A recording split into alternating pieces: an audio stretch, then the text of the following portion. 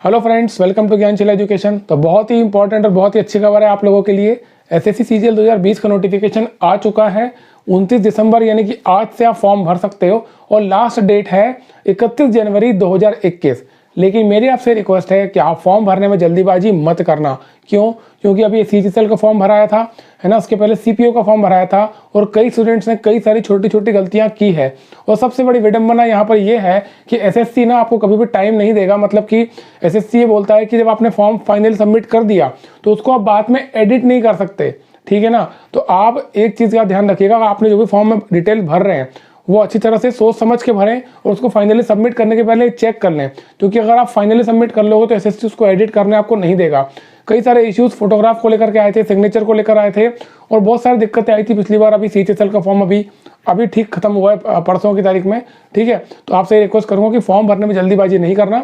31 जनवरी बहुत अच्छा समय है, एक महीने से ज़्यादा आपको समय मिल रहा है, तो आप कम से कम 7 या 8 जनवरी तक वेट करो और उसके बाद ही आप फॉर्म भरिएगा, ठीक है। तो ये एग्ज़ाम आपकी जो डेट थी वही डेट है जो पहले डेट दी थी, 29 मई से लेकर के 7 जून तक आपकी एग्ज़ाम चलेगी टीयर 1, और टीयर 2 आपका होगा इसके बाद में। जो पहले अगस्त लिखा था लेकिन यहाँ पर डेट नहीं लिखी हुई है, तो अब कभी भी हो सकता है, अगस्त के बाद ही होना चाहिए। उसके बाद टीयर 3 होगा, उसके बाद डॉक्यूमेंट वेरिफिकेशन। तो आप, कई लोग पूछते हैं कि सर टोटल टाइम कितना लगता है एसएससी में, तो मैं आपको बता दूं कि अभी नोटिफिकेशन जैसे आया है, यहाँ से अगर आप चालू करेंगे तो यहाँ से कम 15 महीने लगेंगे आपकी फाइनल डॉक्यूमेंट वेरिफिकेशन में। 15 महीने से 18 महीने लग जाते हैं पूरी प्रोसेस में, ठीक है। अब बात कर लेते हैं वैकेंसीज को लेकर के। तो 6506 वैकेंसी आई है, यानी कि बहुत ही कम वैकेंसी इस बार आई है और उम्मीद से बिल्कुल कम आई। इतनी उम्मीद तो बिल्कुल नहीं थी कि सीजीएल 2020 में इतनी कम वैकेंसी होगी, बट कोई नहीं, है टेंटेटिव वैकेंसीज है और टेंटेटिव वैकेंसीज हमेशा बढ़ती है। जैसे मैंने आपको बताया है कि पूरा 15 से 18 महीने की प्रोसेस बाकी है अभी। तो होता क्या है ना, इस प्रोसेस के दौरान भी कई सारे लोग हो सकता है रिजाइन कर दे, कई सारे लोग का प्रमोशन हो जाएगा या ट्रांसफर्स होते हैं, डेप्यूटेशन पे कहीं जाते हैं, तो वैकेंसीज क्रिएट हो जाती है। लेकिन 6506 वैकेंसी से पता नहीं कितनी वैकेंसी क्रिएट होगी, हार्डली 1000 या 1500 से ज़्यादा वैकेंसी नहीं होगी, फिर भी 8000 के आसपास वैकेंसी आपकी टोटल होने वाली है। तो मैं आपको ये कहूँगा कि देखो वैकेंसी कम है लेकिन आपको एक ही वैकेंसी भरना है ना। तो आप फोकस करो अपनी पोस्ट के ऊपर और अपनी स्ट्रैटेजी के ऊपर, अपनी तैयारी के ऊपर। आप केवल एक वैकेंसी भरने वाले हो, आपको एक ही वैकेंसी से मतलब है, आपको टोटल वैकेंसी से मतलब नहीं है। तो अपनी तैयारी पे भरोसा करो, अपनी प्रिपरेशन पे भरोसा करो, डेफिनेटली आपका सिलेक्शन हो जाएगा, ठीक है। मैं आपको ब्रेकअप देता हूँ वैकेंसीज का। 3 पार्ट्स वैकेंसी से। जो गजेटेड ऑफिसर की पोस्ट है, यानी कि आपकी एएओ वाली जो पोस्ट होती है सीएजी में, उसमें 250 वैकेंसीज हैं। इसके अलावा आपकी जितनी भी नॉन गजेटेड पोस्ट है ग्रुप बी ऑफिसर की, जैसे कि सीबीआई सब इंस्पेक्टर हो गया, income tax inspector, preventive officer, examiner, और ये सारी जितनी पोस्ट है इसमें जो वैकेंसी है वो है 3513 वैकेंसीज, ठीक है। और उसके बाद में ग्रुप सी जो पोस्ट होती है, जैसे कि आपकी ऑडिटर में सीएजी में जो ऑडिटर होता है वो, या सीजीडी ऑडिटर, या सीबीडीटी, सीएबीसी में, सीबीईसी में टैक्स असिस्टेंट की पोस्ट होती है। ये सारी ग्रुप सी की जो पोस्ट होती है इसमें वैकेंसी आपकी 2743, ठीक है। तो ऐसे टोटल आपकी मिला करके 6506 वैकेंसी आपकी एसएससी ने अभी आपको डिक्लेयर की है। पोस्ट वाइज वैकेंसी अभी नहीं है, जब भी आएगी मैं वीडियो बनाकर आपको बता दूंगा, ठीक है। अब मैं आपको इस वीडियो में बहुत सारी इंपॉर्टेंट चीज़ें बताने वाला हूँ आपकी फॉर्म भरने को लेकर के, क्योंकि कई सारे बच्चों के डाउट्स होते हैं, स्पेशली एजुकेशन क्वालिफिकेशन और एज लिमिट को लेकर के। तो मैं आपका डाउट यहाँ पर बहुत अच्छी तरह क्लियर कर दे रहा हूँ, ठीक। सबसे पहले बात कर लेते हैं एज लिमिट की। एज लिमिट जैसे कि आपको पता ही है कि जितनी भी ग्रुप बी ऑफिसर वाली पोस्ट है उसमें 30 ईयर्स की है। एक पोस्ट है जेएसओ की जिसमें 32 ईयर्स है और ग्रुप सी वाली पोस्ट के लिए 27 ईयर्स है। तो मैं आपको बताता हूँ पहले ग्रुप बी वाली पोस्ट के लिए जिसमें 30 ईयर्स है।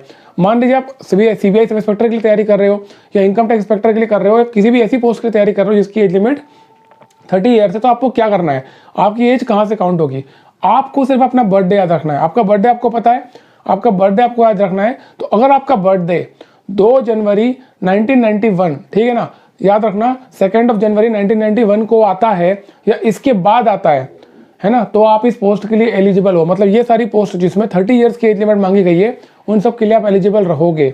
ध्यान रखना 2 जनवरी 1991 के बाद अगर आपका बर्थडे आता है, 2 जनवरी के पहले मान लो 1 जनवरी को आपका बर्थडे आता है, 1 जनवरी 1991 को भी आपका बर्थडे आ रहा है ना, तो भी आप एलिजिबल नहीं हो, ठीक है ना।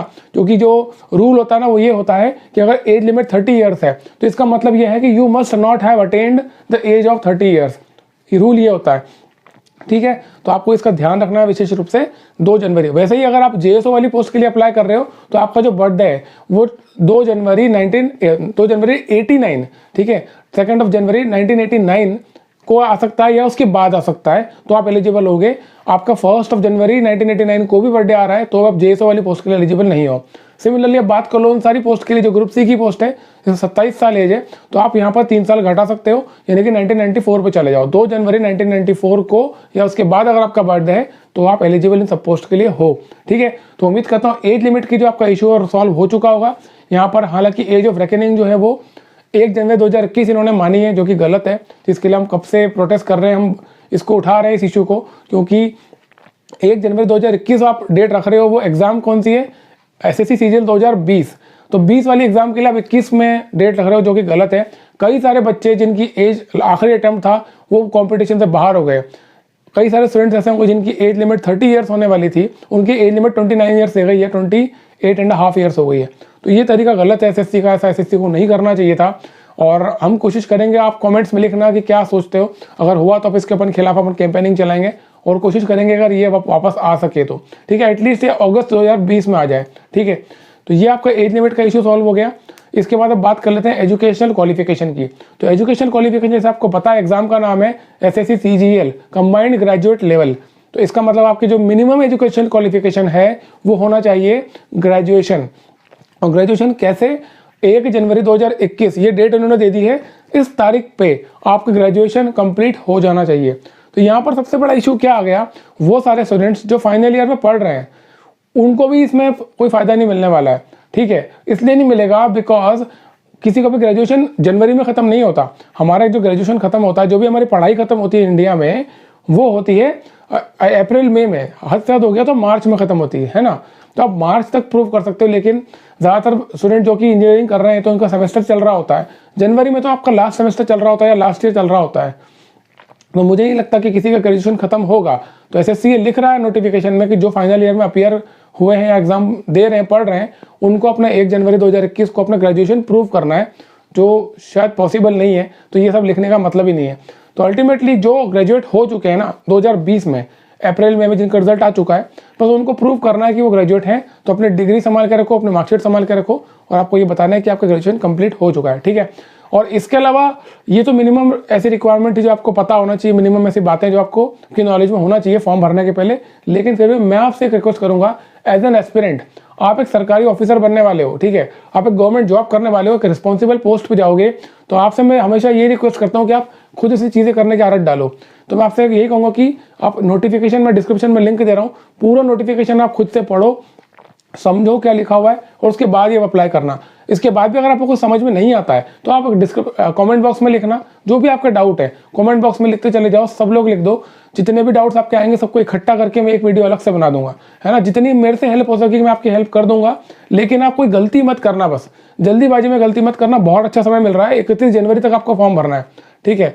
तो 7-8 तारीख तक वेट करो, देखो क्या सिचुएशन है, पूरे इंडिया में क्या माहौल चल रहा है, लोग क्या गलतियां कर रहे हैं, देख लो। कई लोग जल्दीबाजी में भरते हैं फॉर्म, तो आपको बहुत कुछ सीखने को मिलेगा, ठीक है। तो आप पढ़ो पूरा नोटिफिकेशन, और कोई डाउट आए तो कमेंट बॉक्स में लिखो, मैं आपके लिए हमेशा तैयार हूँ।